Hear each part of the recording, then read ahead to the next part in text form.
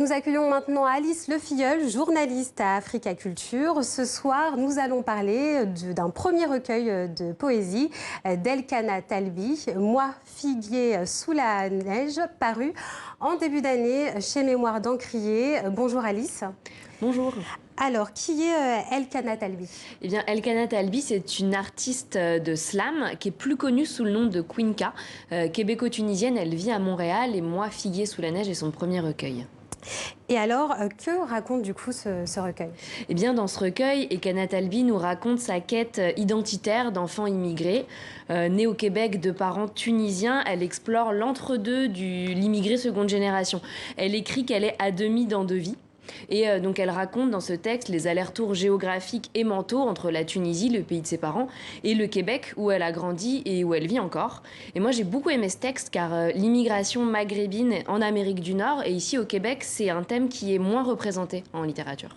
Alors, comment la poète s'y prend pour raconter son histoire à travers ses poèmes? Eh bien, en fait, le recueil se lit comme une mosaïque et chaque poème est une petite scénette. La plupart sont des souvenirs et c'est donc à travers le regard de l'enfant que nous avons accès à son imaginaire et ça crée à la fois une distance et une candeur qui permettent au lecteur d'être vraiment touché par ce qu'elle raconte. La poète a recours à des descriptions très précises, de sensations, de gestes, ce qui est un procédé classique en littérature finalement, et ici ça fonctionne très bien. Elle va raconter par exemple comment elle remplit la valise de cadeaux avant de rentrer au pays pendant les vacances, ou encore la chaleur qui l'envahit l'après-midi après la sieste. Elle parle aussi beaucoup de sa grand-mère, comment elle fait la cuisine avec elle, qu'elle la regarde faire ses prières.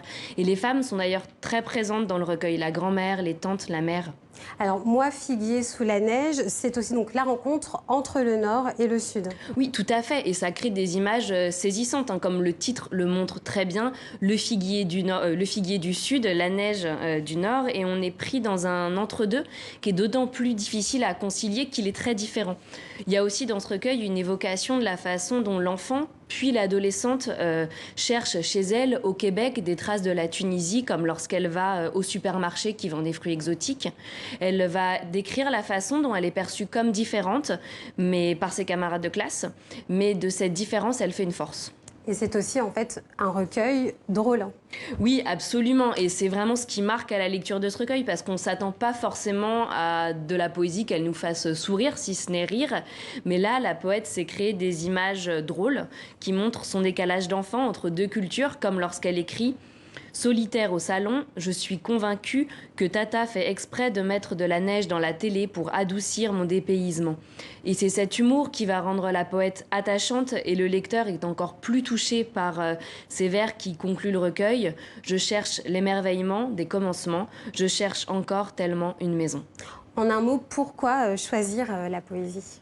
Eh bien, justement, parce que c'est, comme elle l'écrit elle-même, dans les mots poétiques et les images qui en naissent, que se crée la maison que se cherche Elkana Talbi.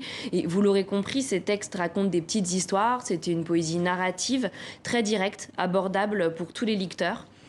J'ai voulu mettre des mots sur les blessures et les doutes qui persistent pour construire ma propre patrie, annonce Elkana Talbi en introduction de ce recueil. Et avec ce texte, elle construit un chez-soi tendre, poétique, drôle et c'est vraiment très réussi. Merci Alice Lefilleul, donc journaliste à Africulture.